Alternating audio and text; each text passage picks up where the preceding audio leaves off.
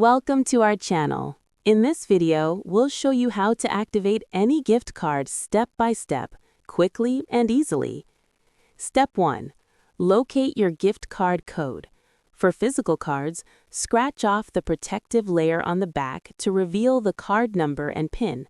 For digital cards, check your email or message for the code. Step 2. Go to the official website or app of the gift card issuer. Always use official channels to avoid scams and ensure fast activation. Step 3. Sign in to your account if required. Some gift cards need to be linked to an account. If you don't have one, create a new account using a verified email and secure password. Step 4. Enter your gift card details carefully. Input the card number, PIN, or code exactly as shown.